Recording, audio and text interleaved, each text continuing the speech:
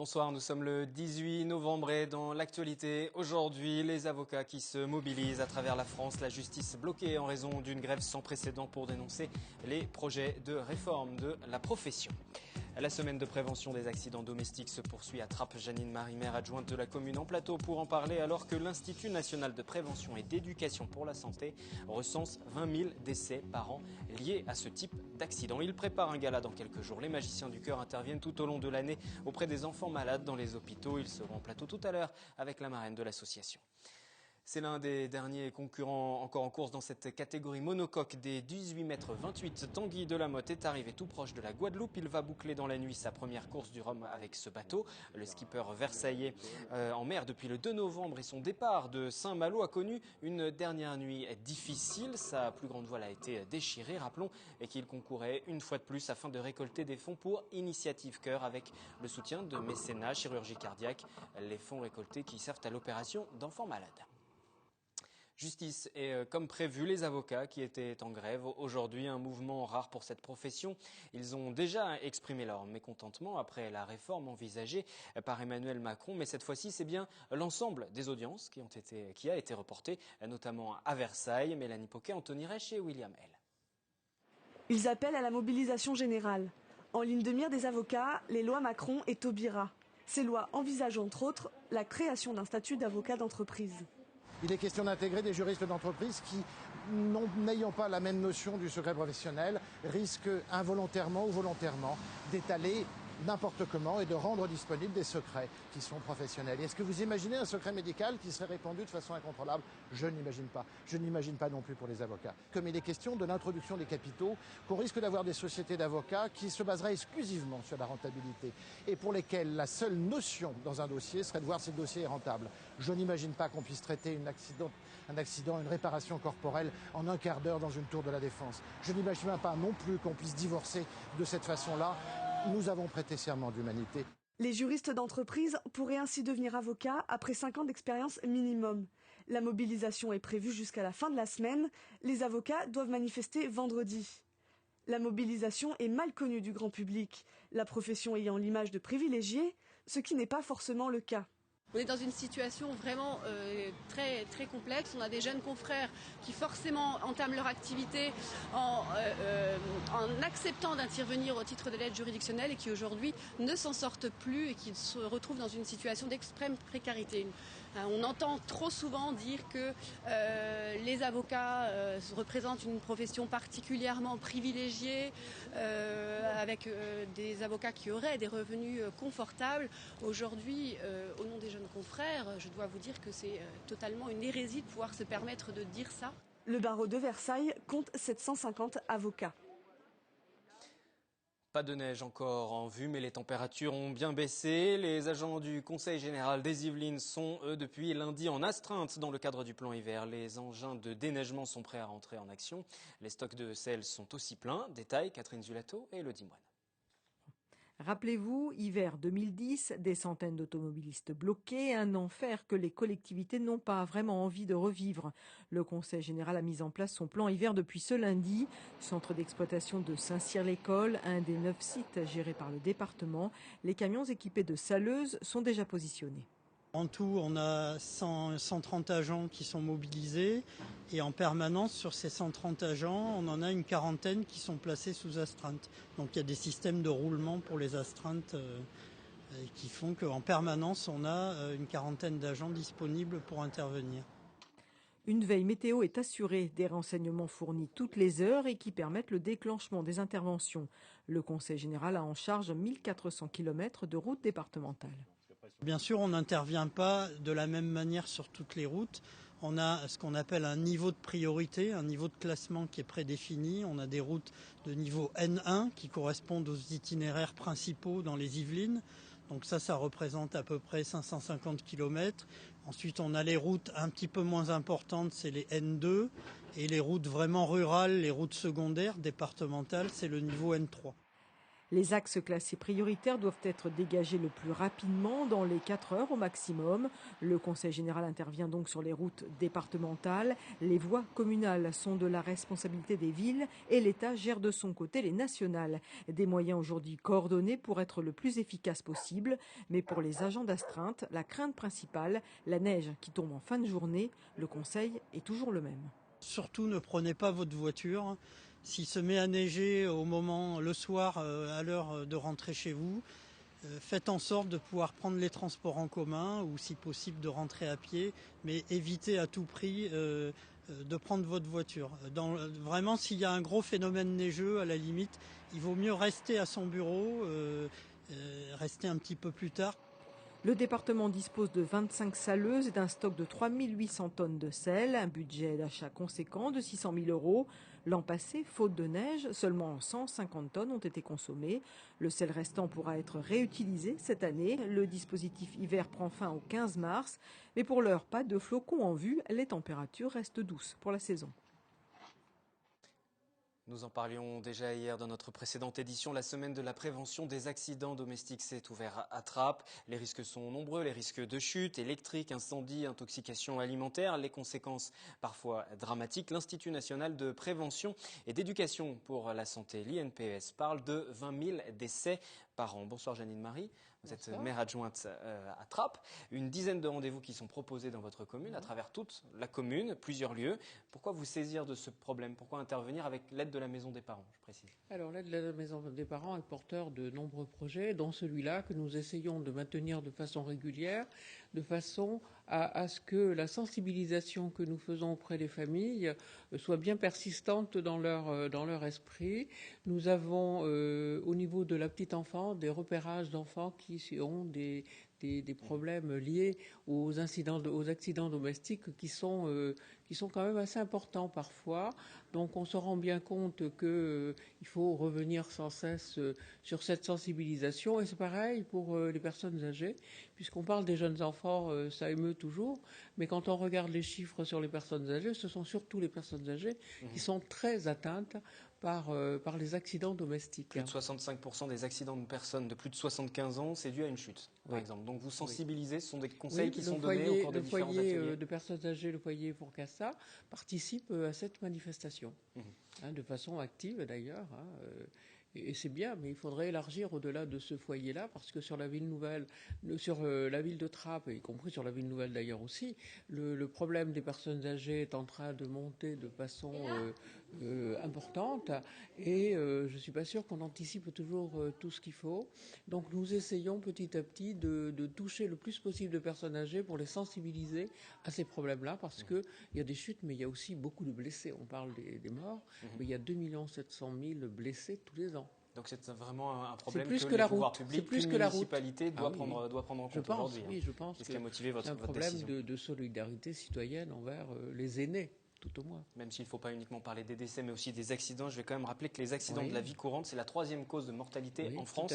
C'est même juste derrière les cancers. Alors l'idée, c'est aussi de proposer peut-être quelque chose d'interactif. Là, je pense pour les plus jeunes, il y aura du mardi au jeudi à la salle Jean-Baptiste Clément une maison des géants. La maison Tourisque aussi, comment ça fonctionne? Et la maison des géants, elle est très connue, mais il y a aussi la maison Tourisque, il y a aussi le monsieur qui sait tout, qui sait tout, sauf ce qu'il ne sait pas, justement, sur le thème des accidents domestiques. Et il y a aussi des pièces de théâtre interactives, et il y a aussi les pompiers qui interviennent, alors plus pour les parents, comment éteindre l'incendie d'une friteuse qui prend feu, ça, on ne sait pas toujours, on n'a pas forcément le bon réflexe.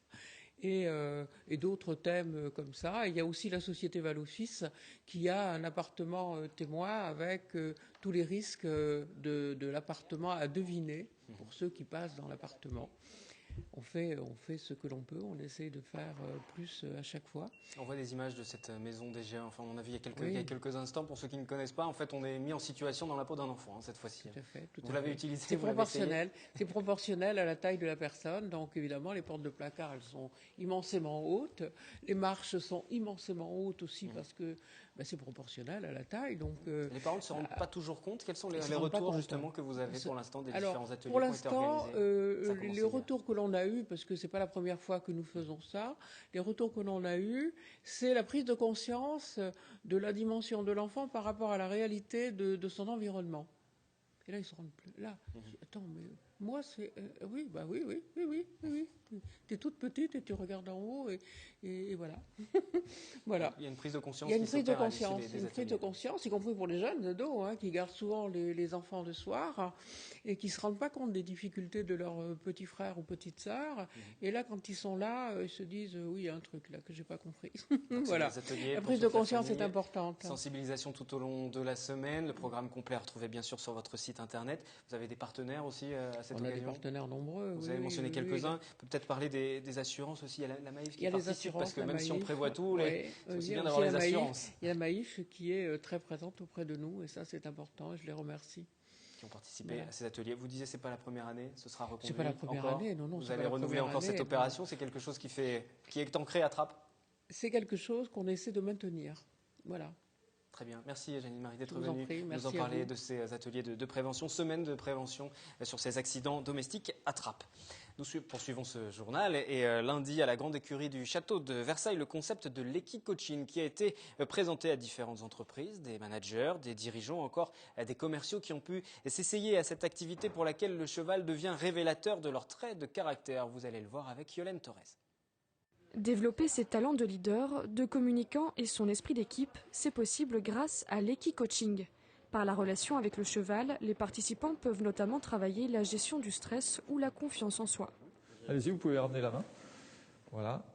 Soyez détendu parce qu'elle sent que vous êtes un peu inquiet. Le cheval, il met moins d'une seconde pour savoir qui vous êtes profondément. Et il doit, pour des raisons de sécurité propre, vous estimer de façon précise et efficace. S'il se trompe sur vous, il se met en danger. Lui n'a pas encore l'idée qu'on est domestiqué et qu'il ne risque plus rien. Il est encore à l'état de nature dans son comportement. Et c'est de ça qu'on va se servir pour pouvoir travailler avec les gens. Lors de cette journée porte ouverte lundi à la grande écurie du château de Versailles, managers, dirigeants et commerciaux de diverses entreprises sont venus s'essayer pour la première fois à cette expérience. En 3 minutes, en utilisant le cheval comme miroir des émotions, l'instructeur a su dresser quelques traits de caractère de Patrick. Vous avez montré aussi des vraies capacités d'adaptation. Je pense que ça, quand vous êtes dans un groupe, vous savez... Voilà, vous adaptez à l'environnement assez facilement, vous noyez et mettre les gens à l'aise autour de vous. Dans ce coaching très tourné vers la vie d'entreprise, les participants y voient de véritables atouts pour la gestion de leurs équipes. Il y a quelque chose qui est basé sur la communication non verbale ou corporelle, qu'on n'exploite pas suffisamment. Et là, effectivement, peut-être qu'avec un tiers qui ne parle pas précisément, mais qui ressent, peut-être être une expérience intéressante. Je pense qu'au niveau de la société, ça peut être très intéressant de faire une journée de découverte, aussi bien pour nos salariés que pour nous-mêmes, de se remettre en question, de se découvrir et en même temps, avec le côté ludique du cheval, peut-être découvrir des loisirs pour les salariés qui veulent ensuite pratiquer l'équitation et l'éthologie.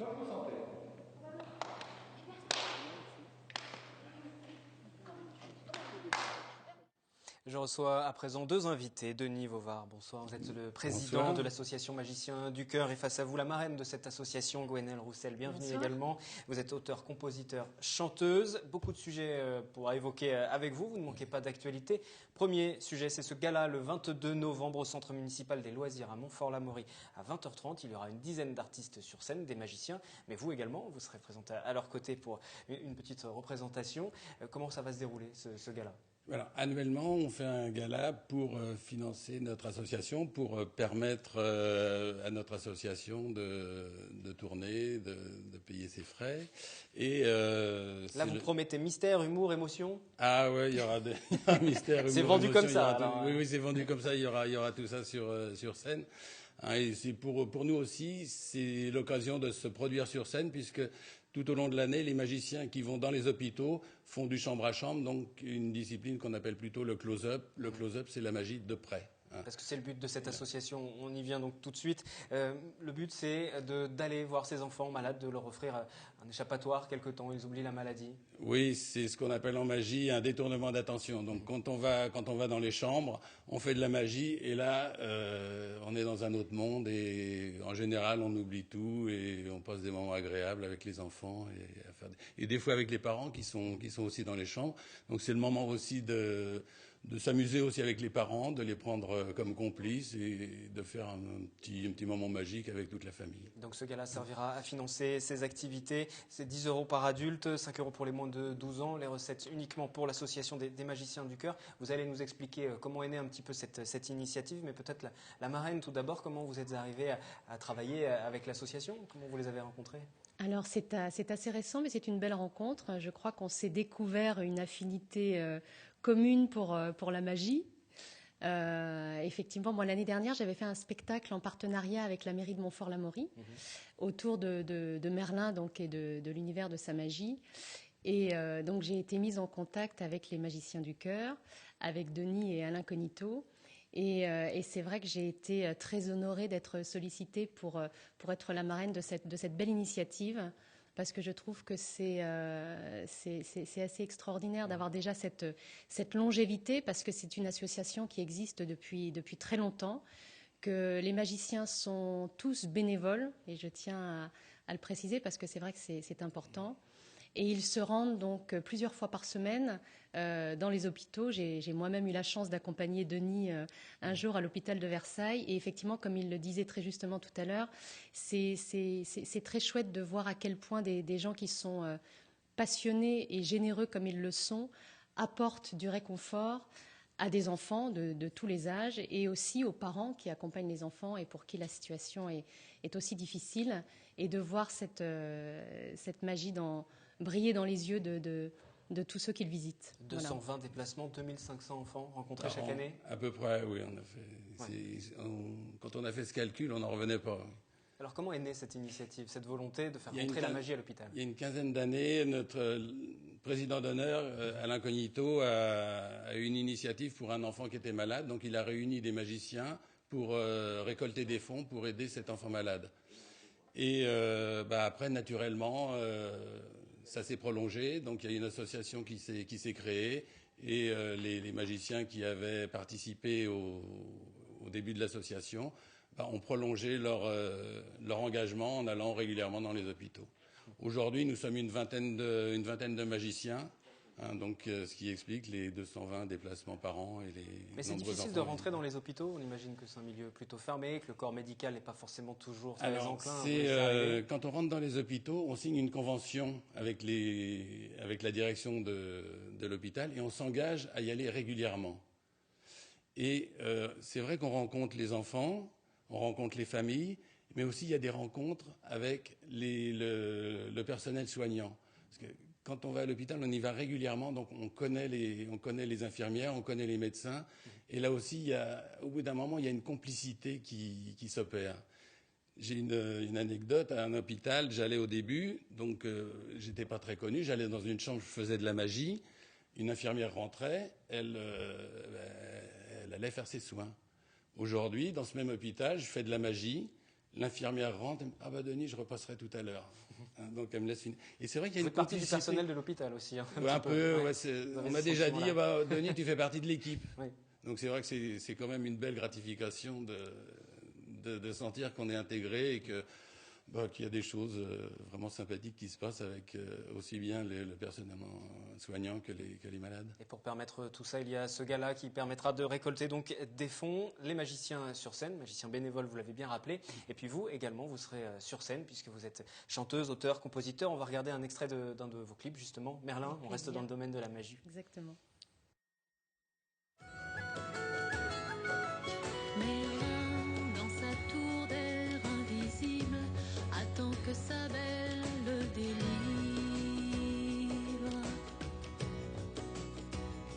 Viviane, qu'avez-vous fait, mamie? De moi pauvre air et conduit.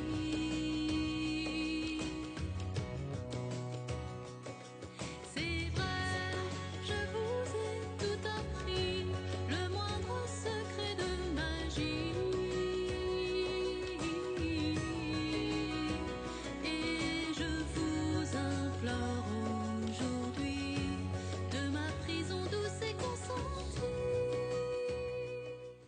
Nous parlons ce soir du travail des magiciens du chœur et aussi de l'implication de la marraine que l'on vient d'entendre sur ce titre. On fait juste une petite parenthèse dans l'actualité de l'association, puisque vous cherchez des fonds aussi à travers une plateforme participative, c'est Ulule, hein, c'est bien ça? Exactement.